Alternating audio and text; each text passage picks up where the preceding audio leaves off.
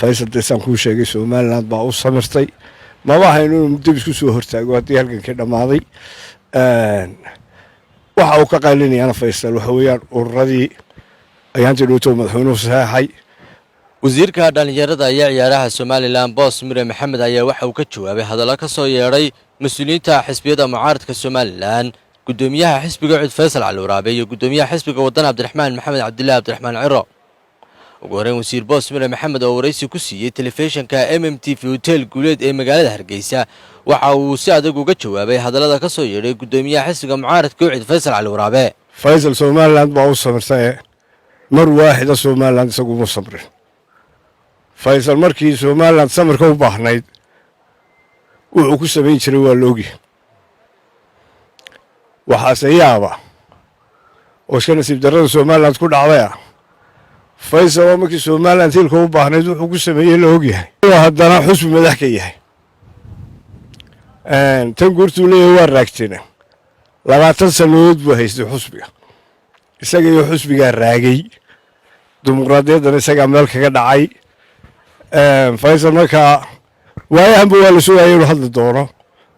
waxa uu xanuunka inta ugu badanna waa ururadii oo la furay ilaa maanta ururada lagu dhawaaqay madaxweynuhu saxay waxa la faysal muxuu yiri waa ka shalay hadlay waxa uu ka calaysan yahay waa ururadana waa la furiyaa waa la qabanayaa laakiin wasiir wuxuu ku yeeday in lacag la siinayo xildhibaanada mucaaradka oo ku jiidanaysaan haddii aad leedahay eedeyntaasi ma jirto waa maxay ujeedka ama faa'iidada ay mucaaradku ka dhaxarki karaan xildhibaanadoodii ku imanayaan ee aan dhaqaale ama dan gaar ah xildhibaanada suu sheegayay qaarnaba u tagaan qaarnaba noo yimaadeen xildhibaanadu ma aha robot waa dad maskaxdooduna waa human being halka uu ka arko wanaagga dalka buu siinaya wuxuuna kala dooranaya dee waa musharaxiin in wax xusbiga la kala dooran maayo laba nin musharaxiin la kala dooranaya نوع عقلي يسمى مشرح ويساعد ودك وحقوق قوانية بقدرانية لكن إذا أنت العقبة بحناية ويصير نقطي معارض كحلبانو ده فايدو يقولنا تسكر تمام مشاريع حلال دجانو ده تيسان يلا عكسه ما محي كله يتكسر راعي كرا كوا يسوي وتهي وليه قاربا نويمي ما العقبة يصير أنه يوم فرسي لما ما أوكم هذه العقل بحنايو قرأ الدجانو ده أنت عصي هله انت سو دغمay heleen kuwa malacag lagu bixiyo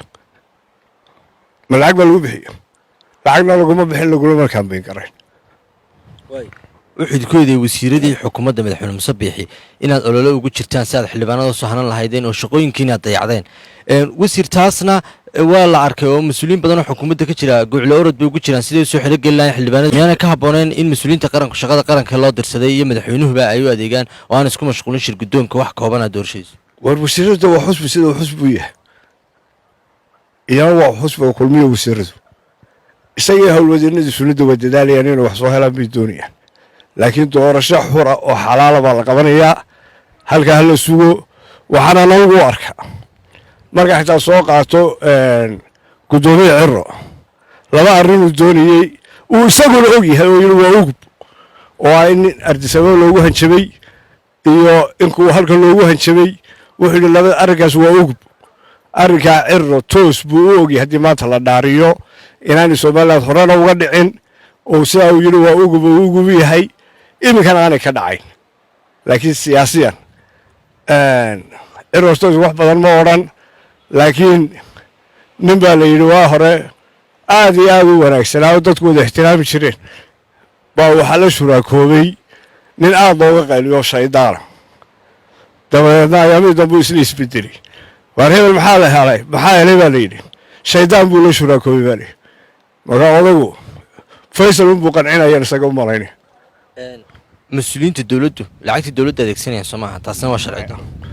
ma anoo lacag iyo cid la iibsado iyo cid lacag loo adeegsado midna ma arag wasiirada lacagta dawladda ma isticmaalaya madaxweynuhu dawladda hadda lacag ma hayaan mushaar bay qaataan madaxweynuhu hadduu isticmaalayo wixii degaan ahaa ay gudoomiyaasha heleen lacag lagu isticmaalay miyaa ogtiin idinka wariyaale ma ogtiin dadku waa inay caqligiina idinla sheegtaan waxaa soo go'ay degaan ma bay heleen hadii lacag la isticmaalayo laakiin dad lacag lagu isticmaalana garanayba ta kale mar walba xildhibaanadan la soo doortay ee soo baxay ee nasiibkoodu soo saaray meel bay kaga dhacaan siday xooliyiin baa la ilaalinayaa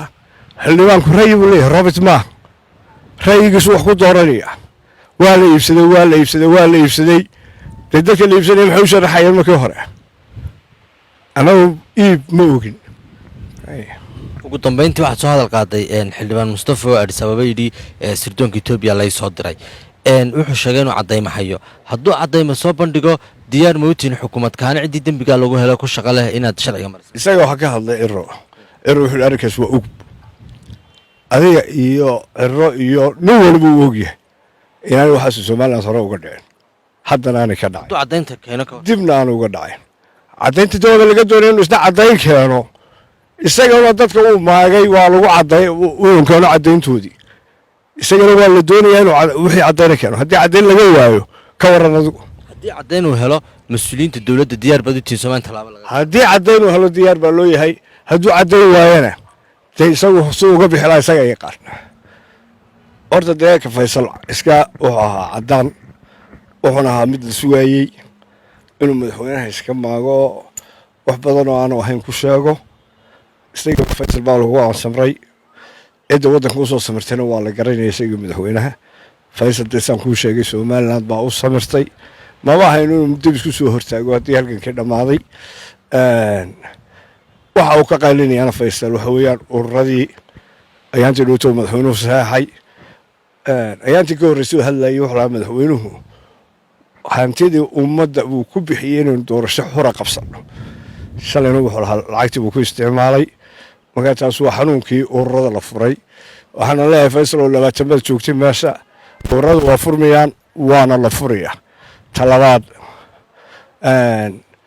markaan isu soo wada xooriyo sirkii jaraa'ida shalay